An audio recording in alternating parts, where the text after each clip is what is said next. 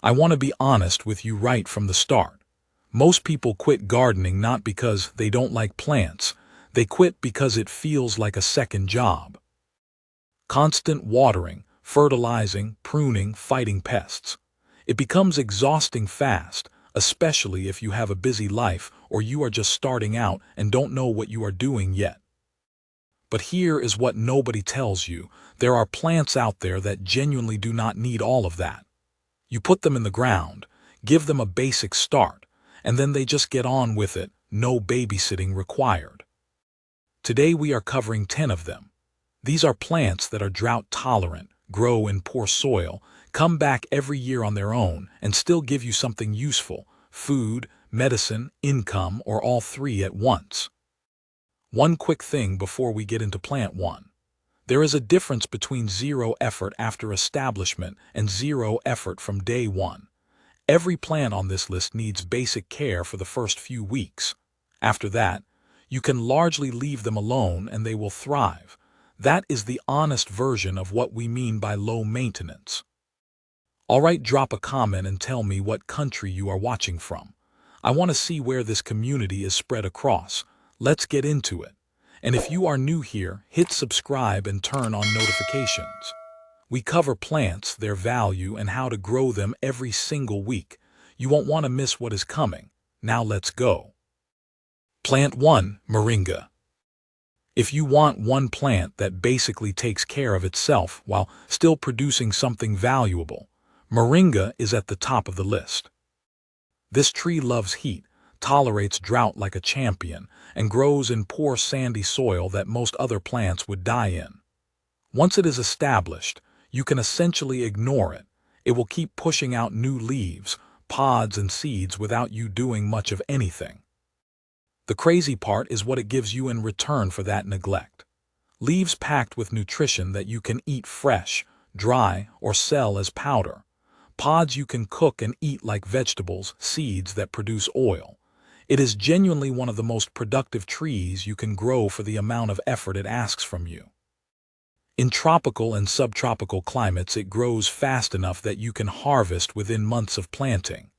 And here is something most people do not know: the harder you prune it, the more it produces. It does not weaken from cutting, it gets stronger. Best for anyone in a warm climate with limited time and difficult soil. Not ideal for cold climates. Moringa does not handle frost. Plant 2, Aloe Vera. Most people who kill aloe vera kill it by overwatering it. This is genuinely one of those plants that does better when you leave it alone. Water it too much and it rots. Forget about it for 2 weeks and it is perfectly fine. Aloe thrives in dry, sandy, poor soil. It needs almost no fertilizer, naturally resists most pests, and once you plant it, it just keeps producing. It even multiplies on its own by sending out little offsets that you can split off and replant or give away. What it gives you is significant. The gel inside the leaves is used in skincare products, health drinks, pharmaceuticals, and burn treatment. Walk into any pharmacy and count the products that contain aloe. Every single one of those started with a grower somewhere. You can use it fresh at home, sell the raw leaves locally, or process the gel for commercial buyers. The less you do to it in terms of care, the better it performs. That is a rare combination in gardening. Best for anyone with dry conditions, poor soil, or limited time. Works beautifully in containers on a sunny balcony or terrace. Plant 3, Rosemary. Rosemary is one of those plants that gets better with age and asks almost nothing in return. Once it is established in your garden, it is genuinely one of the lowest maintenance plants you will ever grow. It is drought tolerant, grows in rocky, poor soil, handles heat well, and is naturally resistant to most pests. You do not need to fertilize it. You rarely need to water it after the first season, and it comes back year after year as a woody perennial that just keeps getting bigger. The returns are consistent. Fresh rosemary for cooking, dried rosemary for spice companies, essential oil for cosmetic and pharmaceutical buyers. And there is a growing market for rosemary extract as a natural food preservative that food manufacturers are actively sourcing to replace synthetic chemicals. One rosemary plant in a container on your terrace gives you years of harvests with almost zero work. Scale it up to a commercial plot, and you have a low-input, high-output crop that improves as the years go on. Best for anyone in a Mediterranean climate or similar dry, warm conditions. Also works well in containers almost anywhere with enough sun. Plant 4. Lemongrass. Lemongrass grows so fast in warm climates that it almost feels unfair. You plant it once, give it a basic start with some water, and within a few months you have a large clump that can be harvested multiple times a year. It loves heat and handles poor soil well. It does not need much fertilizer, is naturally pest resistant, and once established it basically just grows.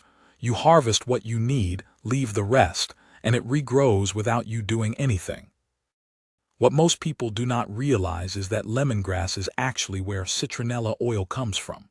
Those citronella candles you buy to keep mosquitoes away, the oil in them is extracted from lemongrass. That means you are growing something with culinary value, pest deterrent value, and essential oil commercial value all at once. Fresh stalks sell to restaurants and food markets. Dried lemongrass goes to herbal tea manufacturers, and the essential oil commands serious margins in the cosmetic and aromatherapy markets. Not bad for a plant that pretty much takes care of itself. Best for anyone in a tropical or subtropical climate. Does not handle frost, so not suitable for cold regions without protection. Plant 5. Comfrey. Comfrey might be the most extreme example of a plant that takes care of itself on this entire list. Once it is in the ground, it is essentially permanent.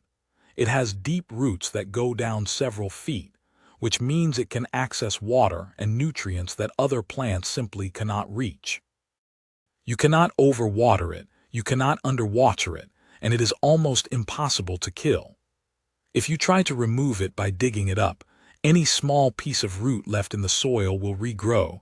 That sounds like a problem until you realize it means zero replanting cost, ever. What it does for your garden is remarkable. Those deep roots pull up nutrients from layers of soil that your surface crops never reach. And when you cut the leaves and leave them on the surface, those nutrients go directly into your topsoil as the leaves decompose. It is basically a free liquid fertilizer system that runs itself. Comfrey also has a commercial market. Organic farming supply companies buy Comfrey root divisions and dried leaf consistently, and the permaculture community has strong ongoing demand for it. Best for anyone who wants to improve their soil long-term with zero ongoing effort. Works in almost any climate and almost any soil type. Plant 6. Sweet potato. Sweet potato is one of those plants that solves multiple problems at once without you having to do much about any of them. Once the vines start spreading, they cover the ground so effectively that weeds simply cannot grow underneath. You are getting free weed control just from the plant doing its thing. It grows in poor soil, handles drought reasonably well once established, and produces a food crop underground while the vines are covering the surface. There is almost no maintenance required between planting and harvest. Just leave it alone and let it spread. The leaves are also edible, widely consumed across Africa and Asia as a nutritious green vegetable. So you are getting two different food products from one low-effort plant. It does need warmth and a long growing season, but in the right climate, it is one of the most productive food plants you can grow for the amount of work it requires from you. Best for anyone in a warm climate with space to let the vines spread. Excellent for filling large areas of bare ground productively. Plant 7. Cassava. If you want a plant that will produce food in conditions where almost nothing else will, cassava is your answer. It grows in nutrient-poor soil, handles drought that would destroy most crops, and produces a starchy root that is a staple food across large parts of Africa, South America, and Southeast Asia. You plant stem cuttings, leave them in the ground, and come back several months later to harvest. There is no complicated care routine in between. It genuinely just grows with minimal human input. The production potential is significant. A well-managed cassava plot can produce yields of 10 to 20 tons per hectare in good conditions, and the roots can stay in the ground after maturity without rotting immediately, which means you are not under pressure to harvest at a specific moment. Leaves are edible and nutritious. Roots can be processed into flour, starch, or eaten directly. There is a growing export market for cassava starch and flour in food manufacturing that most small growers are not yet tapping into. Best for anyone in a hot climate with difficult soil who needs a reliable food crop with minimal inputs. Not suitable for cold or temperate climates. Plant 8. Nasturtium. Nasturtium is one of those plants that you plant once and it just never really leaves. It self-seeds so reliably that once you have it in your garden, it will come back every season on its own. No replanting, no buying new seeds, no effort from you. It grows in poor soil and actually performs better without fertilizer. Give it too much, and it puts all its energy into leaves rather than flowers. Neglect it slightly, and it blooms prolifically. That is the opposite of most plants, and it makes nasturtium one of the easiest things you can grow.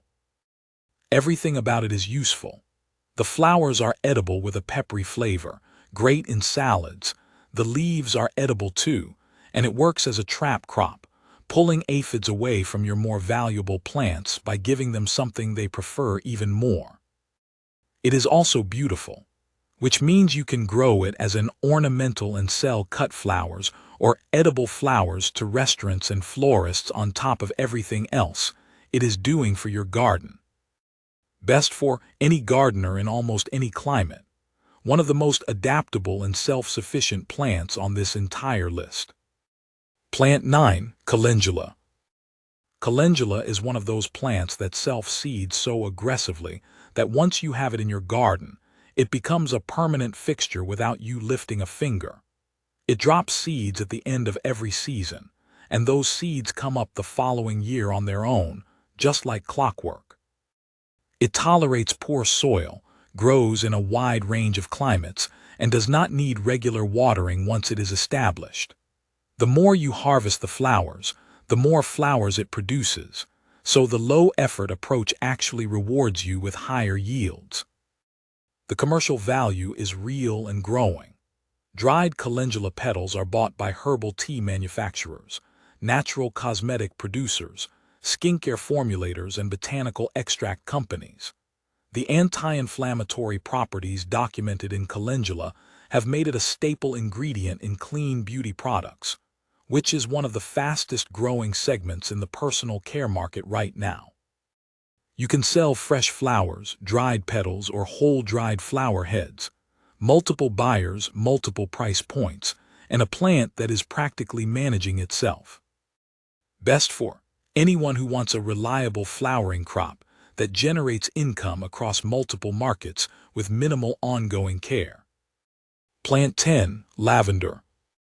Lavender is genuinely one of the most low-maintenance perennials you can grow. Once it is established in well-drained soil with enough sun, it is incredibly drought-tolerant, resistant to most pests, and comes back stronger every year. It does not want rich soil or heavy watering. In fact, too much water or fertilizer weakens it. Give it a sunny spot with good drainage and leave it alone, and you will have a productive plant for 10 to 15 years from a single planting. The income potential is well documented. Essential oil commands premium prices from aromatherapy companies, cosmetic manufacturers, and personal care brands. Dried flower bundles sell to florists and direct consumers. Culinary lavender goes to specialty food producers.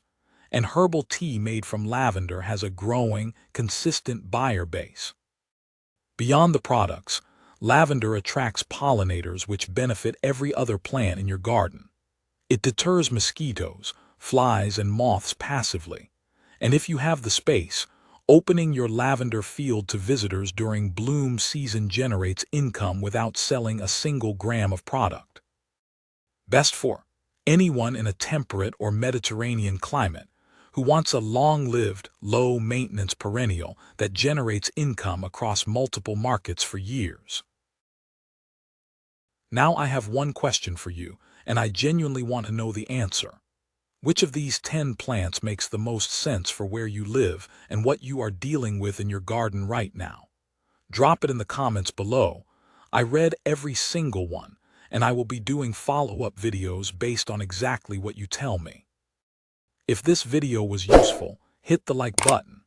Subscribe to Lumiere Root if you are not already, and share this with someone who keeps saying they want to start a garden, but feels like they do not have the time. This list was made for them. Thanks for watching. See you in the next one.